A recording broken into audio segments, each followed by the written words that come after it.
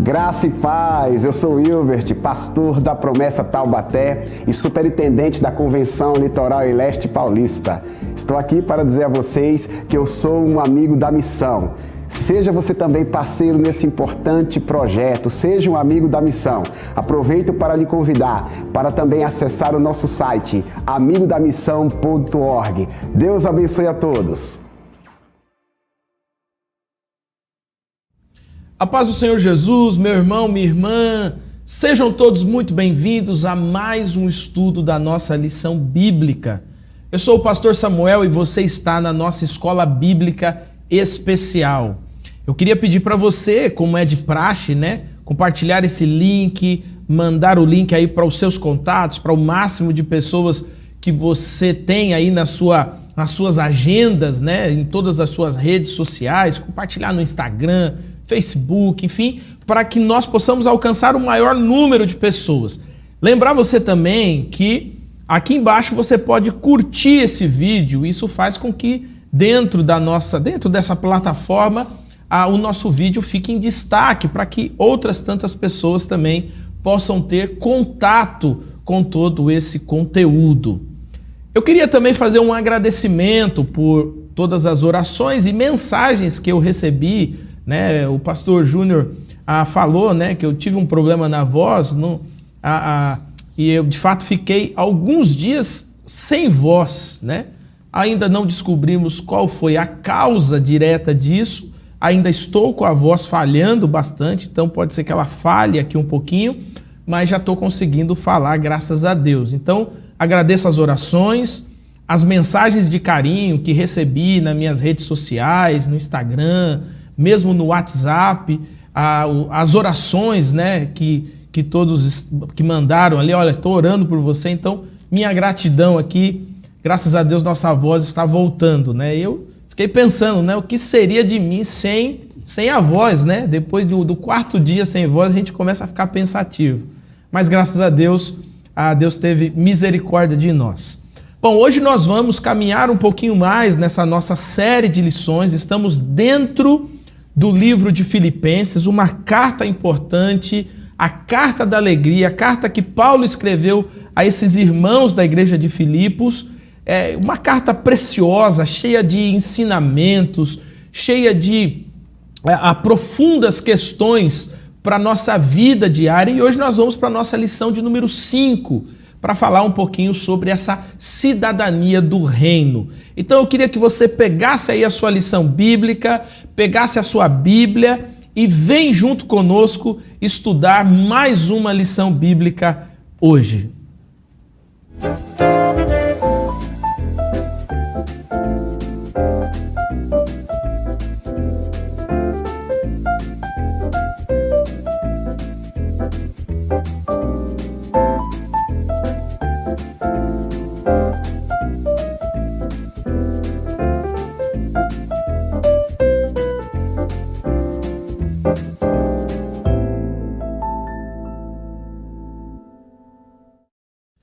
O apóstolo Paulo aqui nessa carta, ele vai usar uma expressão, uma frase na verdade, para os seus leitores, esses irmãos ali da igreja de Filipos, dizendo o seguinte: exerçam a cidadania de vocês. Isso está lá no texto, que é o texto base da nossa lição, Filipenses capítulo 1, versículo 27. Não importa o que aconteça, exerçam a sua cidadania de maneira digna do Evangelho de Jesus Cristo. Todo cristão vive em dois lugares ao mesmo tempo, ou é participante de dois lugares ao mesmo tempo. Somos cidadãos do reino, isso é fato. O sangue de Cristo Jesus nos transportou para esse reino celestial, ao mesmo tempo em que nós somos cidadãos da terra. Nós vivemos como pessoas, como seres humanos, em meio à nossa sociedade e exercemos a nossa cidadania. Então, o intuito da nossa lição de hoje é justamente, à luz desse texto de Filipenses, a gente observar alguns princípios de comportamento que todo cristão precisa ter frente à sociedade, frente ao seu estado, né, civil, a esse marco civilizatório que é a vida em sociedade. Será que a Escritura Sagrada ela tem lições importantes para como podemos viver na sociedade e ainda assim espelhar ou refletir o reino de Deus? Essa é uma pergunta importante, ainda mais quando nós vamos vivendo em sociedades cada vez mais polarizadas, e não apenas isso, quando a fé como um todo vai sendo atacada de todas as formas. Então, como viver como um cidadão? Como viver nessa sociedade mesmo ligado ao reino de Deus? E como demonstrar esse reino para o mundo? Como espelhar, como figurar esse reino de Deus para o mundo? Eu acho que a gente nem precisava dizer que a expectativa é que todo cidadão reflita algo diferente na sociedade. Todo cidadão reflita algo que é distinto, que é diferente das ideologias, dos mascaramentos, das ideias que vão sendo colocadas na sociedade e que de alguma forma contrariam o Evangelho. Mas veja, não há como a gente viver em um mundo excluído ou num gueto. Nós vivemos dentro dessa sociedade. Nós pegamos transportes públicos, nós frequentamos universidades, escolas, nós entramos em supermercados, nós compramos revistas, compramos jornais, nós acessamos a internet, ou seja, nós estamos inseridos nessa sociedade. Mas como viver como cidadão do reino nessa sociedade? Para ajudar a gente nas respostas a essas perguntas, está conosco aqui, nessa lição de número 5, o pastor Adailson, que é aqui da Zona Leste de São Paulo e pastor da IAP em São Miguel Paulista. Primeira vez aqui com a gente, pastor Adailson, seja muito bem-vindo e que esse tempo seja um tempo bastante frutífero e proveitoso. Prazer é nosso, Samuel, estar aqui, né, participando da nossa lição bíblica. Queria cumprimentar também, saudar aí os nossos queridos irmãos com a paz do nosso Senhor Jesus Cristo e de maneira especial a igreja lá de São Miguel, ali na Paulistana Leste, ali na Zona Leste de São Paulo, ali, os nossos irmãos ali da igreja de São Miguel Paulista, né? Que a gente tem um excelente estudo, né, da lição bíblica. Amém. Vou dizer uma coisa que talvez você não saiba. Eu nasci em 1981 e eu fui apresentado na igreja de São Miguel Paulista. Olha. Né? O pastor... meu pai na época era do coral ali de São Miguel, meu pai frequentava São Miguel, e eu fui apresentado na igreja de São Miguel Paulista. Então tem um link aí de 40 anos aí, né, com a igreja de São Miguel. Meu pai frequentou lá muitos anos, tem muitos amigos lá, pessoas que eram amigos dos meus pais e pessoas que também fazem muita questão da gente ali na igreja de São Miguel. Então é uma igreja que a gente carrega com muito carinho também. Bom, dito isso, feitas as apresentações, vamos à nossa lição. Pastor Adailson, nós estamos falando hoje sobre cidadania, né? O tema da nossa lição é vivam de modo digno, né? Assim, com base nessa expressão mesmo do apóstolo Paulo aqui, né? Vivam de modo digno do Evangelho. Então, a primeira pergunta nossa, aqui da nossa lição, ela vai dizer o seguinte: o que significa exercer a cidadania de modo digno do Evangelho de Cristo? E eu já entrego aqui para você comentar para a gente. Quando a gente para um pouco para pensar, assim, cidadania é uma coisa boa, Samuel, né? Nós somos brasileiros e nós temos o direito à cidadania porque nós nascemos aqui. E nós temos alguns direitos, né? A nação, né, da qual a gente faz parte, ela procura de todos os modos, né, nos garantir alguns direitos. Então, como cidadão, né, diferente talvez de um estrangeiro que tenha a sua cidadania, mas não plena, né? Você vê que uma nação ela procura dar para aqueles que nasceram, da qual ela é mãe, todo tipo de direito. Então, quando você tem a cidadania de um lugar, isso é bom para você. Você se sente do local, né? Você se sente do local. É claro que você tem os deveres como cidadão, né? E você tem também as suas obrigações. Você tem os direitos, mas você tem também os deveres. Quando Paulo ele fala para a comunidade ali de Filipenses, Paulo está falando estritamente nesse texto sobre a cidadania do céu, né? Por quê?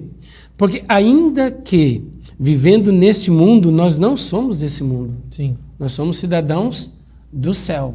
Então nós temos uma dupla cidadania, Sim, né? dupla cidadania. Você pode ver que tem pessoas que mudam para um lugar, ele acaba conseguindo cidadania, então ele passa a ter dupla cidadania. Então nós temos essa dupla cidadania. E Paulo aqui, ele usa um argumento muito legal, por quê? Porque quem mora em Filipos desfruta de um direito que o mundo daquela época, talvez, nem todos os países daquela época tinham, que era ser considerado por Roma como um romano, né? Estando fora de Roma, né? Estando fora de Roma. E essa cidade tinha esse privilégio, né? Como essa cidade tinha esse privilégio, então falar sobre cidadania para eles era algo que enchia eles de orgulho, de alegria. Não, nós somos cidadãos romanos, né? Nós somos. Você pode ver que uma determinada vez, Paulo ele teve que apelar para a sua cidadania romana, né? Ele fala, não, eu sou cidadão romano. O soldado que estava prendendo ele ainda falou, não, você é romano? Não, eu sou cidadão romano. Opa, então vamos... Então mudou o tratamento, mudou, né? O tratamento. E aqui Paulo faz uma referência à cidadania dos céus, a cidadania celeste. O que é viver de maneira digna com a cidadania celeste? É viver de maneira harmônica com o Evangelho. Assim como a gente procura de todas as maneiras ter uma harmonia com as leis da cidade que a gente está inserido, e a gente procura com toda a força cumprir e obedecer todas as leis, então Paulo fala para Filipenses, e os irmãos ali entendiam isso muito bem, né? Que a nossa cidadania dos céus, tá? A cidadania celeste, ela vem em primeiro lugar. E eu preciso andar em harmonia com o que diz o Evangelho, mesmo sendo cidadão romano, mesmo sendo cidadão brasileiro, americano, não importa. A cidadania celeste, ela deve ser evidenciada através da prática do Evangelho. Isso é viver de maneira digna do Evangelho, né? Então, é como se Paulo estivesse falando, eu sei que vocês se orgulham muito de serem cidadão romano, mas vocês precisam entender que vocês têm uma cidadania celeste. Assim como vocês procuram se adequar às leis de Roma, procurem também se adequar e viver como o Evangelho manda, ordena, né? Então isso é dignidade. Fazendo um contraposto aí, seria a ideia de não envergonhar o Evangelho, já um exemplo, né? Usando essa ideia da cidadania, né? Então, nós somos cidadãos brasileiros. Uhum. Aonde nós estivermos no mundo, que nós fizermos uma bobagem, é um brasileiro que fez uma bobagem. Sim. Então, assim, de alguma maneira você envergonha a sua cidadania. Então, seria, quando Paulo fala de viver de modo digno do Evangelho, seria a mesma coisa de, olha, não envergonhem o Evangelho, tenham orgulho também de serem esses cidadãos dos céus, mas vivam de maneira que vocês não envergonhem. Faz sentido isso? Faz todo sentido, né? Faz todo sentido. Porque, olhando também na perspectiva da nação onde você está passeando ou viajando, eles vão ter uma ideia do que é de fato o Brasil, que seria a nossa cidadania, a partir do nosso comportamento. Então, eles terão uma ideia do que é o céu a partir do nosso comportamento aqui nesse planeta. Então, andando segundo a vontade do Evangelho, a gente mostra que o reino dos céus é bom. É melhor do que aqui. É um lugar excelente, né? Aonde a gente estiver, não importa a nação, o país, né? Não importa. Se a gente viver de maneira digna do Evangelho, as pessoas vão olhar para nós e vão falar assim, ó, rapaz, o meu país é bom, mas tem lugar melhor. Tem lugar melhor. Tem lugar melhor. E o reino de Deus é melhor. Isso me faz lembrar que, assim, naquele período de grande perseguição, em que muitos cristãos foram martirizados e tal, um dos testemunhos mais evidentes era justamente porque esses que iam sendo martirizados, eles perdoavam os algozes, às vezes, mesmo tendo oportunidade ou armando-se alguma oportunidade para que eles fugissem, por exemplo. Não, nós vamos... Aqui é o seguinte, meu irmão, estão me dando a honra de eu morrer por Cristo. E isso servia como um testemunho, a ponto dos outros olharem e dizer assim, não é possível, esse negócio não é normal, né? Uma pessoa morrer dessa forma, isso que eles estão dizendo, isso que eles estavam pregando, só pode ser verdade, né? Você vê que lá em Atos, o texto de Atos 2 diz assim, e caindo na graça de todo o povo, né? Todos os dias acrescentava o Senhor à igreja aqueles que iam sendo salvos. Então, quando se vive na perspectiva do Evangelho, em harmonia com o Evangelho, a comunidade em volta, o bairro, a cidade em volta, né? Ou o país que nós estamos visitando, eles vão olhar aquilo, né? Então, olha que a igreja ou o cidadão do céu acabava caindo na graça de todo o povo, né?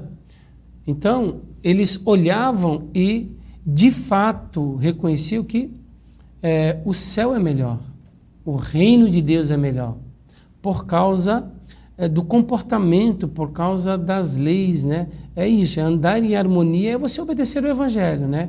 Então, o reino de Deus é melhor. E é o que Paulo diz para a igreja de Filipos, né? Andem de maneira digna do Evangelho, né? E andar de maneira digna do Evangelho é a gente se adequar à vontade do Evangelho, não à nossa vontade, né? Não andar de qualquer jeito. Hoje em dia, o que não falta para nós, Samuel, é comportamentos, né? Você tem aí uma sociedade, uma geração hoje, que você tem aí grupos de tudo quanto é tipo de comportamento, né? E nós, né? E o cidadão do reino? E o cidadão dos céus? Né? O cidadão dos céus precisa viver de acordo com o Evangelho. No meio dessa geração, como diz a própria Bíblia, né? Corrompida e perversa. E essa deveria ser a identificação principal, né? Assim como as tribos, né? Você falou da nossa sociedade hoje, né? Então a gente tem várias tribos e elas se identificam, né? Elas se identificam por características, né? A cor que pinta o cabelo, o tipo de utensílio lá, de indumentária e tal. E no nosso caso é o Evangelho. É o Evangelho. É o Evangelho. O que você prega no Evangelho, o que você crê no Evangelho, o que você vive no Evangelho, ele se conecta comigo e a gente se identifica, né? Sim.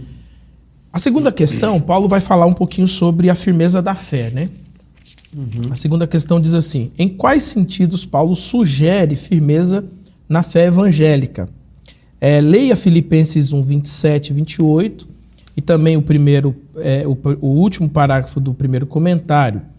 Comente também sobre quem eram os adversários citados pelo apóstolo Paulo. O interessante é que, como cidadão dos céus, a gente vai encontrar aí, não tem jeito, né, oposição. Por causa do comportamento, né? Aquilo que você falou. A gente vai encontrar oposição. E parece que Paulo estava dando a entender que onde nós estamos vivendo, a gente está vivendo num tipo de uma areia movediça, um colchão de água, né? Que você precisa fazer um esforço, um equilíbrio todo com o corpo para se manter em pé, né? Você entra naqueles colchão de água, num lugar mais meio pantanoso, né? Você tem uma força toda no corpo para você se manter em pé. Você tem que equilibrar o corpo, né? Por quê? Porque o terreno, ele é uma oposição a você. Ele quer instável, ele quer te derrubar. A ideia dele é te derrubar, não adianta. Você não vai ficar em pé, você quer te derrubar. E a ideia que o apóstolo Paulo está falando é justamente essa. Que é importante que a gente mantenha o equilíbrio do corpo. É importante a gente se manter em pé. Apesar de todo tipo de tentativa, de adversidade, né? É importante que o cidadão do reino dos céus, o cidadão do reino de Deus, ele caminhe, né? Por essa terra de pé, firme. Porque a ideia de estar de pé aqui é a ideia da firmeza, né? É a ideia da firmeza. Então, se manter de pé é ser firme. É o que Paulo diz, né? É ser firme.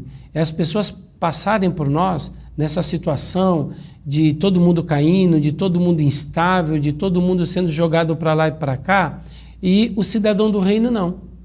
O cidadão dos céus, o crente, de pé, né? Então, basicamente, é essa a ideia que passa pelo apóstolo Paulo, que nós, ainda que num terreno pantanoso, ainda que numa situação difícil, nós precisamos nos esforçar para se manter em pé.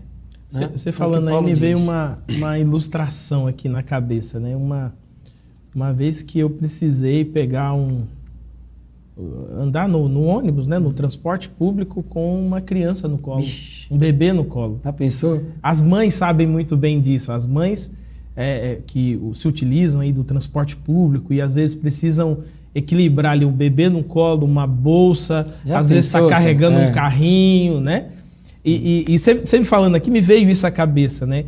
É como se o bebê fosse o evangelho, sim, né? Porque assim, quando você conversa com uma mãe ou um pai que está exercendo essa atividade, assim, a minha cabeça funcionava da seguinte maneira: eu preciso ficar em pé por causa desse menino, né? Ou seja, toda a instabilidade que tem embaixo, ela não pode atingir esse menino. Por quê? Porque ele depende totalmente, né? Ele é dependente. O evangelho não é dependente da gente, né? Mas nós somos portadores dele, né? Então eu pensei um pouco nisso, né? Então eu tento de toda forma me equilibrar. Por quê? Porque isso aqui não pode, isso aqui é precioso demais, né? Você já pensou na força que uma mãe, que uma pessoa para se manter em pé, você tem que uma força que você tem que empreender no corpo inteiro para cair de lá, para você se manter de pé, a força que você precisa. Você desce do ônibus cansado, né? Por quê? Porque você teve que empreender muita força para você se manter ali. Então, a ideia de Paulo é essa. A ideia de Paulo é que a gente se mantenha bem firmes. E aí você fez uma outra pergunta aí, que são os adversários, né? Sim. No contexto de Paulo naquela época ali, na igreja de Filipenses ali, você tem as autoridades, né? Você tem pessoas que não são crentes, mas são influentes. Você tinha ali. E uma coisa que chama a atenção é que você tinha até uns falsos obreiros. Alguém dando... Tinha uns infiltrados. Tinha uns infiltrados ali também, né? Então, olha que essa areia movediça que a gente falou, essa instabilidade é causada por esse grupo, né? Fazendo uma aplicação, trazendo para os nossos dias, Samuel, não é diferente não, né? Paulo ali consegue numerar 3, a gente poderia enumerar hoje em dia mais do que 3, né? São situações e vem uma, quando você pensa que você se livrou de uma, vem outra, e quando você pensa que você se livrou de uma, vem outra, né, do lado. Olha como a nossa geração está sendo atacada, né?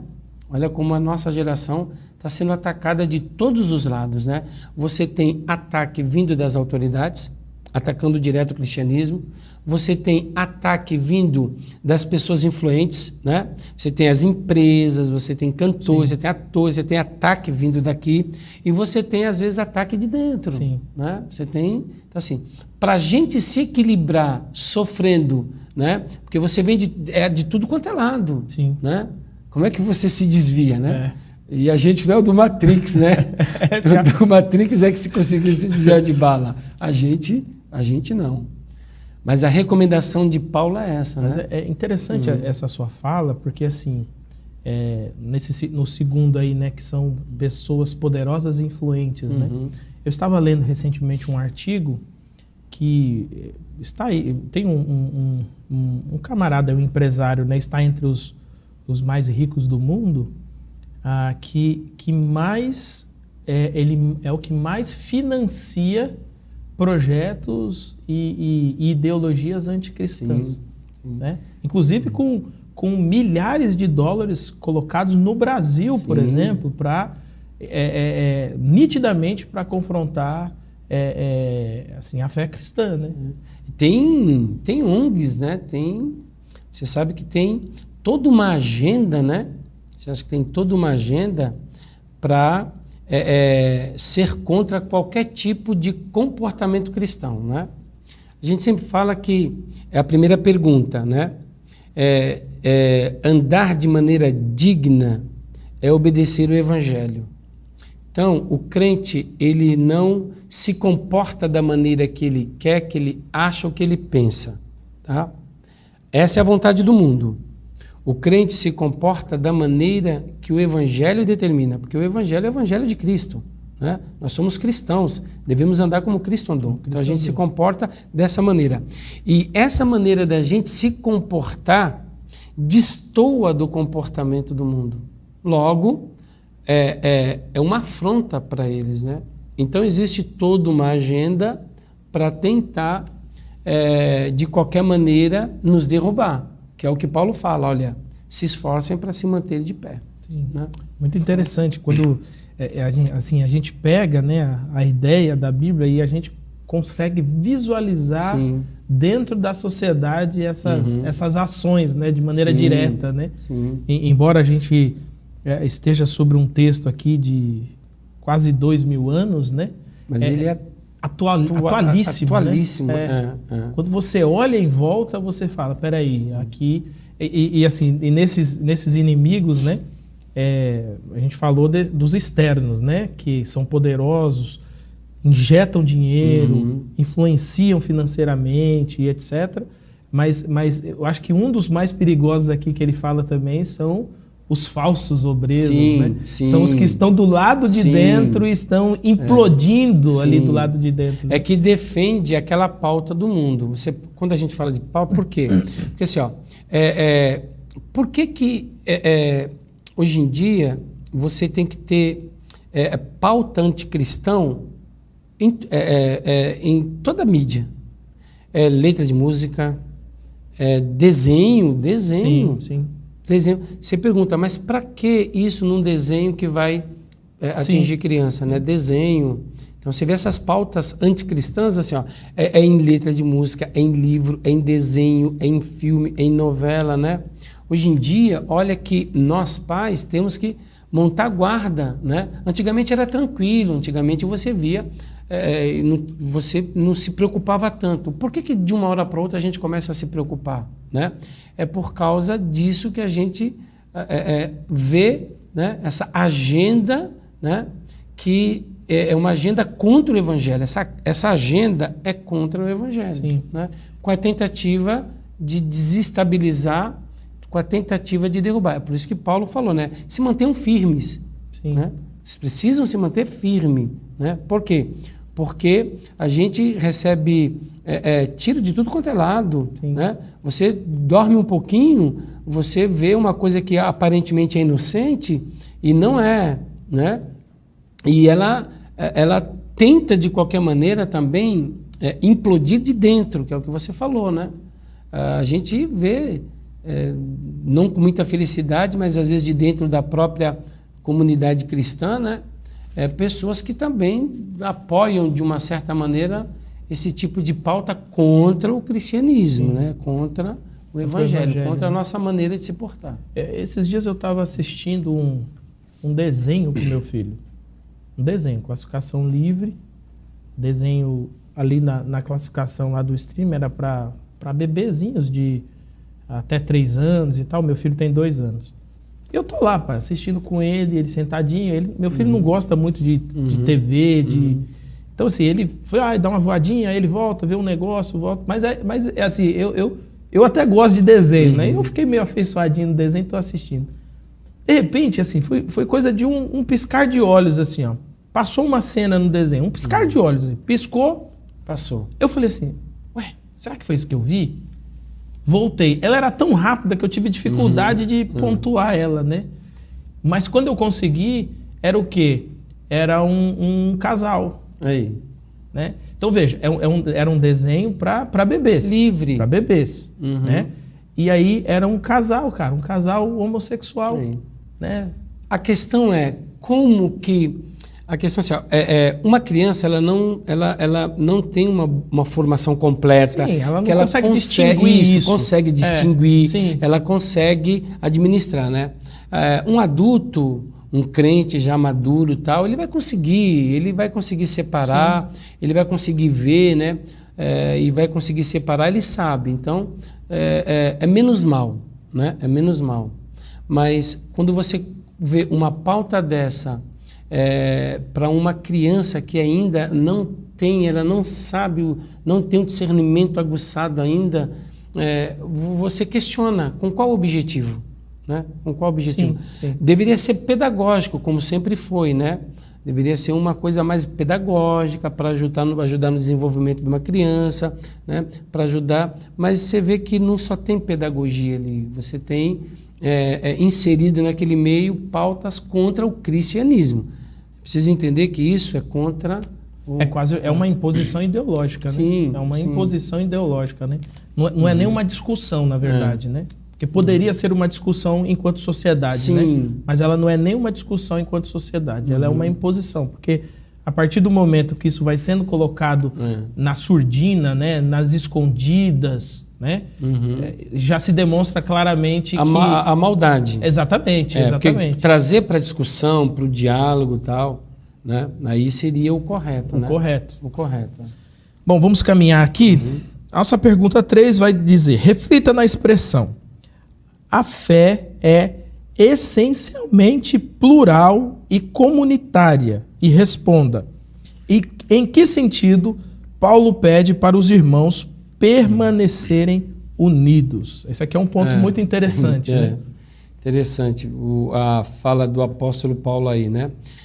A fé comunitária, né? A comunidade se reúne em torno da cruz, do Cristo ressurreto, né? Eu e você, nós temos o mesmo ponto de fé, né? Nós acreditamos no mesmo Cristo, né? Nós somos atraídos por Ele, né? Então, a fé comunitária, ela se expressa de maneira comunitária também, nas nossas reuniões, nos nossos ajuntamentos, né? Ali se convergem pessoas com uma única finalidade, com a mesma finalidade, que é adorar o Cristo, que é adorar o Salvador, né? Então, é por isso que ela é comunitária, né? É o que Paulo está tentando mostrar. Paulo está tentando mostrar que eu e você, né, nós estamos bem próximos, ligados, né? Por quê? Porque a nossa fé, ela é ela é comum, há uma só fé, né? Isso a Bíblia deixa bem claro, como há um só Senhor, Sim. né?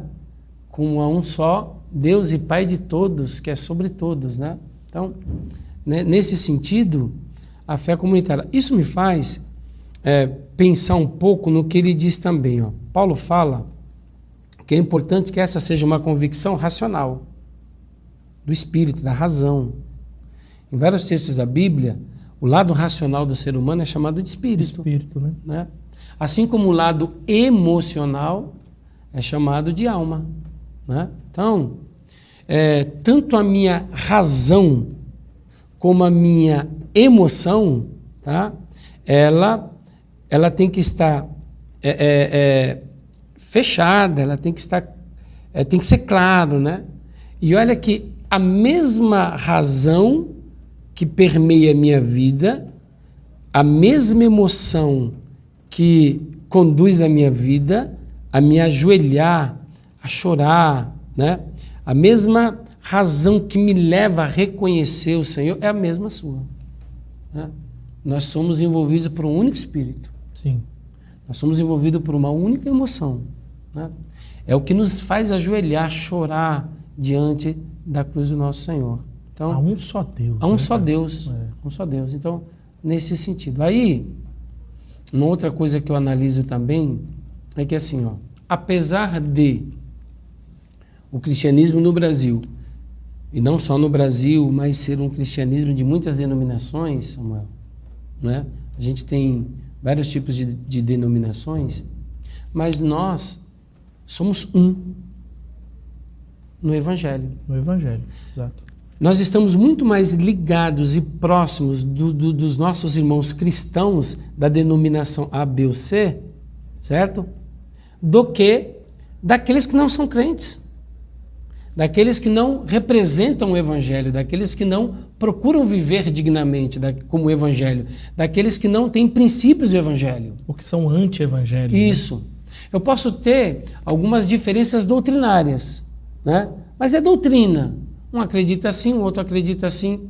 Mas quando a gente vai para o cristianismo, né? Quando a gente vai para o Evangelho, é uma única fé, é um só Senhor. Os pontos primários, eles Os pilares nos unem. da fé cristã os mesmos. Os pilares da fé cristã, né?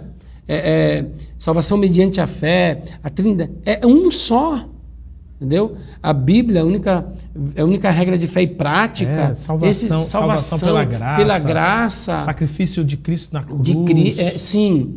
Então você vê que eu estou muito mais próximo de um crente, ainda que ele seja de outra denominação, do que de um incrédulo. Do que de um incrédulo, entendeu? Do que de qualquer outra religião, qualquer outra ideologia. E na verdade isso faz tanto sentido que isso deveria, na verdade, juntar mesmo, né? Sim.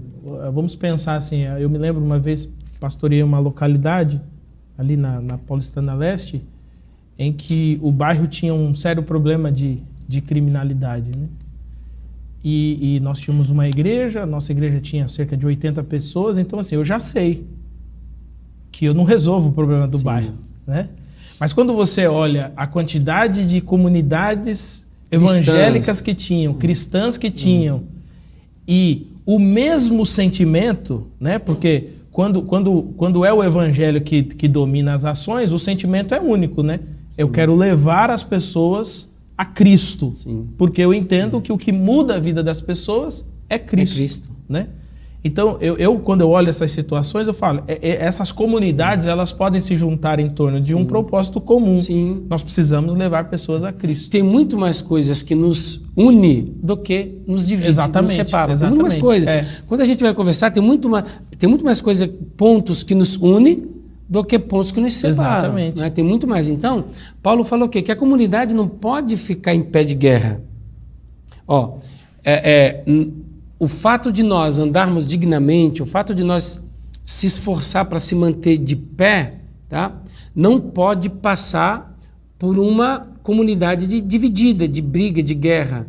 Uma divisão de briga, de guerra, pode ver que ele usa aí essa expressão também. Vai ajudar, né, naquela pauta de fora. A gente vai ficar brigando aqui, se dividindo se degladiando aqui, e aí a gente não vai conseguir se manter em pé, a gente não vai viver de maneira digna do Evangelho, entendeu? Então isso vai acontecer. Agora, Paulo falou aqui, é importante que vocês entendam essa unidade, essa união que vocês têm que ter. Isso vai ajudar vocês a viver de maneira digna. Isso vai ajudar, essa unidade vai ajudar vocês a se manterem em pé. Tá? Isso serve para uma comunidade local, como serve para os cristãos hoje. Né? Olha só, você pega hoje, quantos cristãos há no Brasil? Vamos supor que a gente tem 40 milhões, não sei. Não, se for falar de cristãos, nós temos mais de 100 milhões, né? Sim, aí. Incluindo... Mas vamos pegar então os cristãos. Eu pensei mais nos... Se for colocar só evangélico, a gente deve estar em 50 a 60 milhões brincando. Vamos pensar aí em cristãos, tá?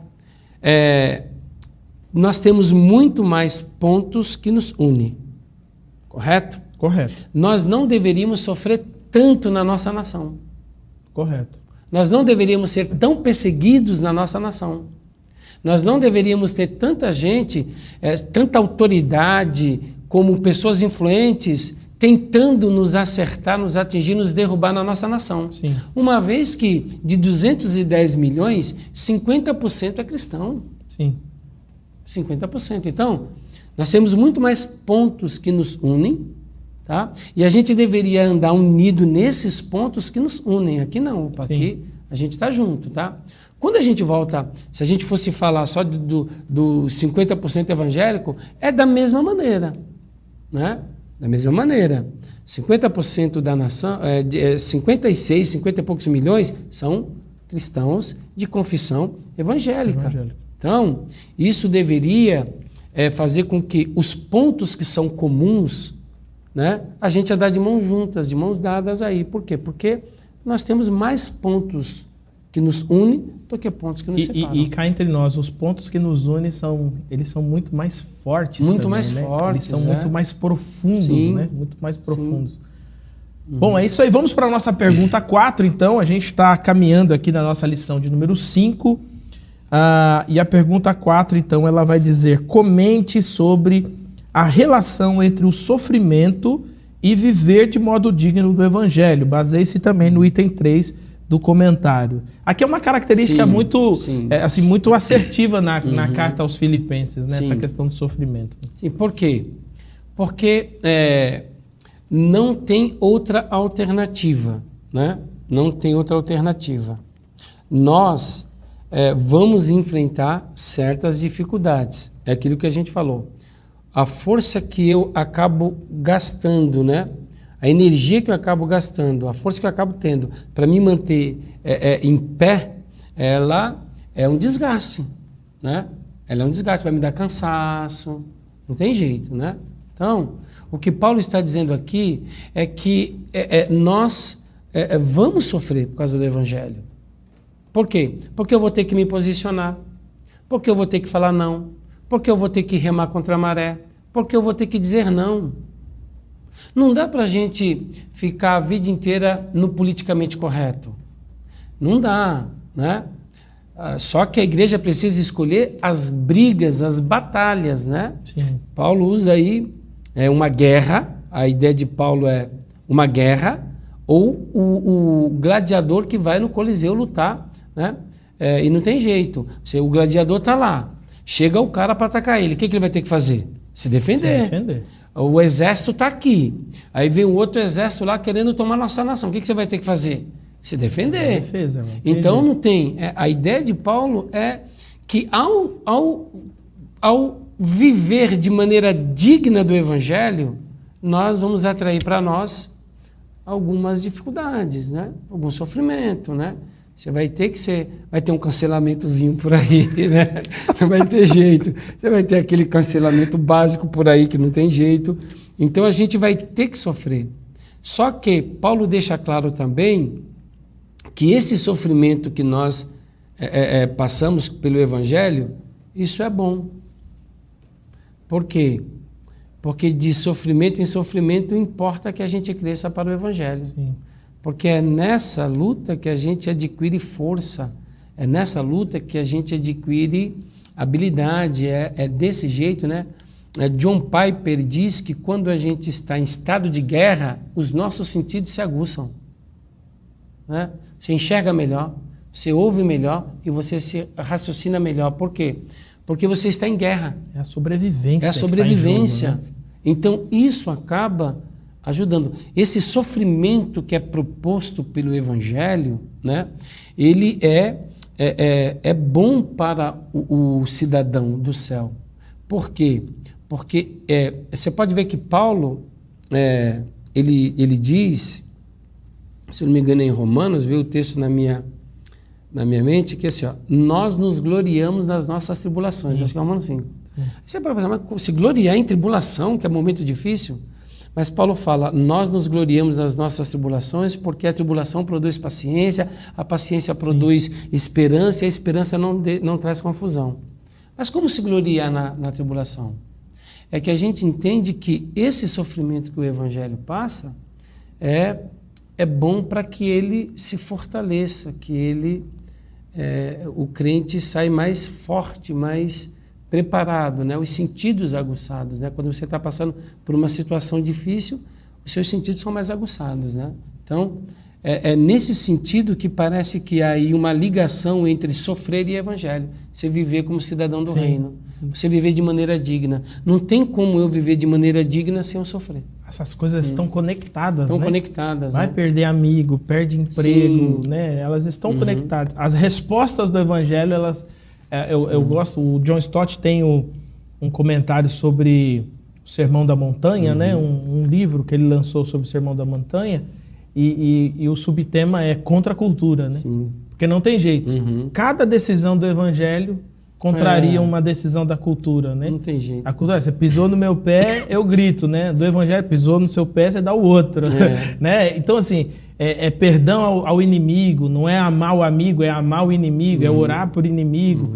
Então, assim, você observa claramente que é uma contracultura mesmo, que vai se chocar e gera consequências, né?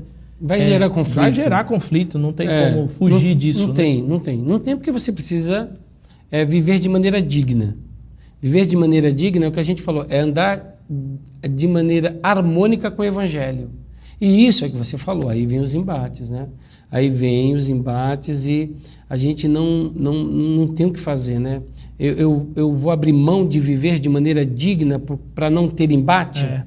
Né? Isso então é eu não sou negar cidadão Cristo. do reino. Isso é negar Cristo, né? Eu não sou cidadão do reino. Exatamente. Meu irmão, minha irmã, estamos chegando ao final da nossa lição bíblica. Lição bíblica de número 5. Estamos falando um pouquinho sobre a viver de modo digno do Evangelho, conforme ao texto de Filipenses. E eu queria, pastor Adelso, que você desse uma palavra pastoral mesmo, para... Olha, nós temos pessoas nas universidades, colégios, nos mais diversos segmentos profissionais. Nós temos pessoas influenciando na internet, né? Pessoas de Cristo influenciando na internet. Eu queria que você desse uma palavra pastoral para essas pessoas, de como que elas podem se manter firmes e ainda assim, de modo prático, né? Elas espelharem, né? Elas refletirem Jesus aonde elas estiverem. Nós precisamos entender o que Cristo fez por nós. O que Jesus Cristo se propôs desde a eternidade a fazer por nós. Quando nós nos aproximamos de Cristo e temos total convicção, certeza do que Ele fez por nós, do que Ele abriu mão temporariamente, do que Ele se sujeitou a fazer por nós, quando nós entendemos que nós temos paz com Deus por causa dele, quando nós compreendemos que a vida que temos flui dele, a gente o abraça de uma maneira e esse abraço nos dá força e condição da gente continuar abraçado com ele. Tem um pai da igreja que ele foi perseguido por Roma, e pegaram ele tinha uns 80 anos de idade. E os policiais fizeram a fogueira e colocaram ele lá, até a fogo. E alguns dos policiais, dos soldados que estavam ali, conhecia ele, porque alguns ali talvez ele tenha até pego no colo, porque era da comunidade. E eles vinham e falavam, negue Cristo, eles vão te queimar, negue. E a resposta dele é, eu sirvo a esse Senhor Jesus há 80 anos. Ele nunca me fez mal algum. Por que eu iria negá-lo agora? E queimaram ele.